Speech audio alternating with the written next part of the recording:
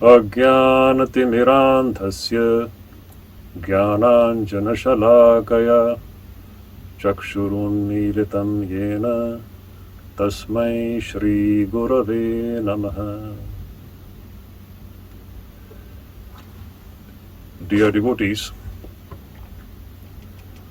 I am thankful to the group of devotees led by Premji from Hyderabad, who has accorded this invitation to me to share my observation about Most Revered Swami Ranganathanandaji Maharaj, in whose memory this online program is being organized. When I think about Revered Swami Ranganathanandaji Maharaj, I am reminded of Bhagwan Sri Shankaracharya's one composition from Viveka where Shankaracharya says, the Sanskrit verse is as follows. He says, Shanta Mahanto Nivasanti Santo Vasantavat Lokahitam Charanta Tirna Swayam Bhiva Bhavarnavam Janan Ahetunan Anyana Pitarayanta. The meaning of these verses, Bhagavan Shankaracharya describes the state of a person who has attained the state of Jivana Mukti, a person who is a living free soul, who has become enlightened. And how is this person? Shankaracharya says, Nivasanti Santo, there are some Shanta Mahanto. Two beautiful words he uses. Mahanto, magnanimous, and Shanta, calm and peaceful. Nivasanti Santo. There are some magnanimous, calm souls. And what do they do in their life? Vasantavat Lokahitam Charanta. They move around like Vasanta Ritu. Just like Vasanta Ritu, when it comes, when the spring season comes, it infuses new life into the nature. Both inanimate as well as the animate world is infused by new energy, a new life. Everything blossoms. Similar is the life of this magnanimous person who moves around for what? Lokahitam Charanta. Only for the good of others. And then it says, Tirna Swayam Bhima Bhavarnavam Janan Ahetunan Anyana Pitarayanta. He himself has crossed the dreadful ocean of the samsara. This dreadful ocean of samsara means the cycle of births and deaths. He has crossed this dreadful ocean. And now he is helping others also to cross this dreadful ocean. But what motivates him to do this? Ahetuna, without any selfish motive.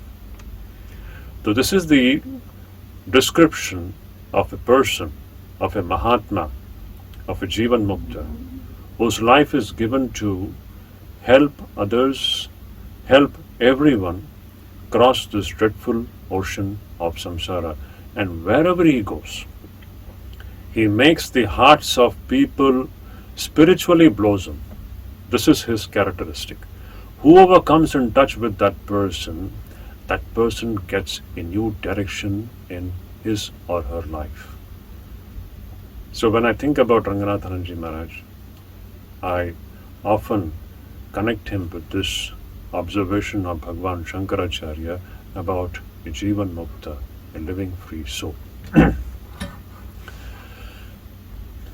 I had the good fortune of associating with Maharaj for about 7 years. That is from 1999 to 2005 till he left his mortal coil. In 1999, I passed out from the training center at Belur Math, and that was the year when I was posted to Advaita Ashram to look after the publication department there, to work on the new books which Advaita Ashrama brings out. So after being posted to Advaita Ashram, my first big assignment that came to my lot was to work upon revered Ranganathanandaji Maharaj's universal message of the Bhagavad Gita, which came out in 3 volumes. So that manuscript was given to me, and I was supposed to look into it to make it ready for print. Even before me, 2 senior sadhus had already gone through it, so the major work had already been done. But there was a need to give it a final touch, and that was my main task.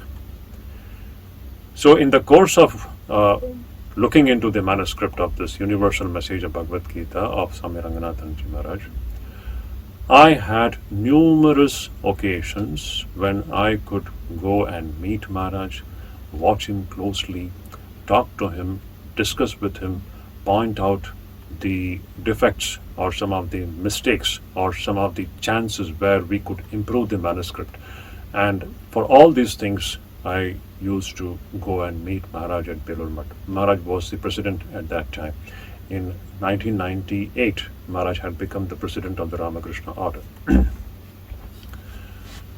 So when the first volume was ready for press,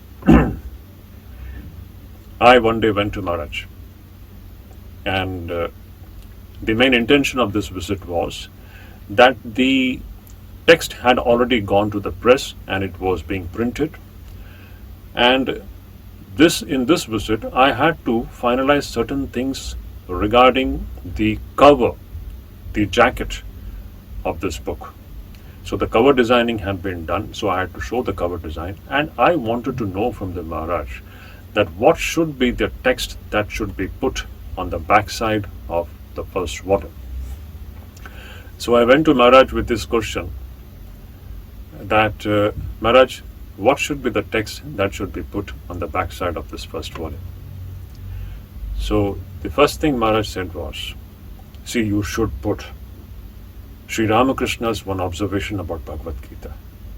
Sri Ramakrishna's observation of the Bhagavad Gita is there in the Gospel of Sri Ramakrishna, and he immediately asked his sevak to bring the Gospel of Sri Ramakrishna, and he turned the pages. He turned the pages and he came to one particular page and he showed it to me. You see this conversation here. Sri Ramakrishna is asking Master Maharshai, do you read Bhagavad Gita? And the Master Maharshai says, yes, I read Bhagavad Gita. Then Sri Ramakrishna makes an observation. He says, Bhagavad Gita is the essence of all scriptures. So this is Sri Ramakrishna's observation about Bhagavad Gita. And Ranganathanandaji Maharaj says that this should be put on the backside of this book. This will be the blessings of Sri Ramakrishna for this book. And that he stressed. And at the same time he said, you should not put Sri Ramakrishna's photograph here. No photograph. Only his words. His idea should be there. I don't want Sri Ramakrishna's photograph. But Sri Ramakrishna's, these observations on the Bhagavad Gita will be like an anugraha, Sri Ramakrishna's blessings for this book. I want Sri Ramakrishna's statement to be on the backside of this book. So in this we can see how paramount was Sri Ramakrishna's blessings for Swami Ranganathanandaji Maharaj in every venture that he undertook. His close and very intimate connection with Sri Ramakrishna, this could be very clearly seen in and through this incident. Now the next question which I put forth to him was, Maharaj, which is the most important shloka of the Bhagavad Gita? If you tell me, in your observation, the most important shloka of the Bhagavad Gita, I would like to put that shloka also on the backside of this cover. So Ranganathanandaji Maharaj just thought for a while and then he said, the 25th verse of the third chapter of the Gita is the most important verse of the Bhagavad Gita. I was very much surprised because I myself have been a student of Bhagavad Gita for many years, right from the day I joined this holy organization. And in my studies and in my reading of the Bhagavad Gita, never did I assign such a special importance to this verse which Maharaj was referring to. Now, which is this verse that Maharaj was referring to? In the third chapter, in the 25th verse says, Sakta karmanya vidvanso yatha kurvanti bharata kuryad vidvans tatha sakta chikirshur loka sangraham. What does this verse state? Bhagavan Krishna says that Sakta karmani avidvan, the avidvan or the unenlightened person, how does this unenlightened person work? He works with deep attachment to his wife, his husband, children, money, position, to so many things of the world. Whatever he does with deep attachment. This is the characteristic of the so-called the worldly or the ignorant or the unenlightened person. Spiritually ignorant and spiritually unenlightened person. So the verse says, Sakta karmani avidvanso yatha kurvanti. Just like the unenlightened person works with deep attachment, the wise person should also work in the same manner. Kuryat vidvan tatha asakta. The wise person should also work with the same intensity but without attachment. Then the last portion comes, the most important portion. But why? Why does this wise person work in this manner without attachment? The purpose, the motive is loka sangraham. What does this term loka sangraham mean? It's a very important concept. The loka sangraham, Bhagwan Shankaracharya comments, what is this loka sangraham? Lokasya unmarga pravritti nivaranam. Lokasya unmarga pravritti nivaranam. To prevent people going astray or to prevent people going on the wrong direction of life. To put it in another words, we can say to inspire people to walk on the path of spirituality, which is the right marga. So the wise man should also work with the same intensity, the kind of intensity which we find in the unenlightened person. With the same intensity, the wise man also works, but he works for what? To help the human race, to help the human beings everywhere to walk on the path of spirituality. And he does this without any attachment to anything. So this is the characteristic of a great person. This is the characteristic of an enlightened person. This is the characteristic of a living free soul. Just like Bhagwan Shankaracharya said in the Vivek Chudamani, which I referred to before, that there are some magnanimous, calm people who are living free and whose only purpose in life is like Vasantavat Lokahitam Charanta. And Bhagavad Gita's this verse, the 25th verse of the third chapter, beautifully captures this idea of a living free soul working intensely with only one intention, and that intention is to help everywhere human beings to walk on the path of spirituality. Now, when I heard this from Maharaj, it was really a very big lesson. I in my life had never assigned such importance to this verse, and I realized that this is all the metaphysical things which we study, the theoretical things which we study, ultimately it should boil down to life. How are we going to live in this world? What should be the motive behind our actions, the wise person's actions? It should be Loka Sangraham. And Swami Ranganathanandaji Maharaj's life was completely given to this one idea of Loka Sangraham. We all know that. What a great life he lived. a life which was completely given to this one work of showing the right path to the entire human race.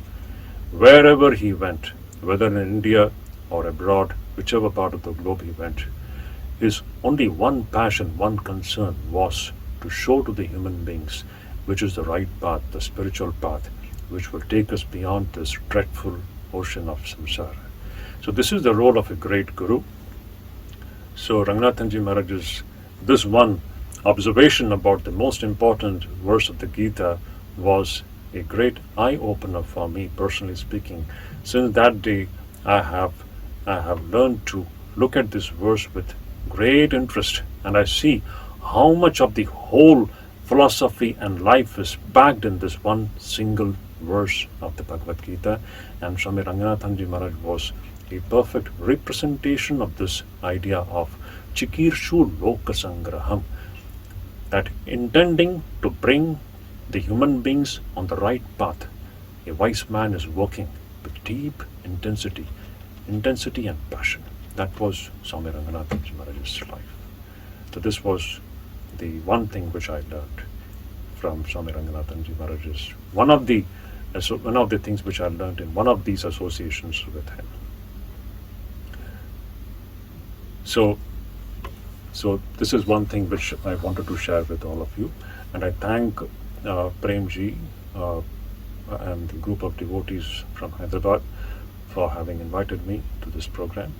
And I'm sure that by remembering Maharaj, we all will be inspired to walk on the right path of spiritual enlightenment, and may his blessings and the blessings of Thakur, Ma and Swamiji be on all the devotees.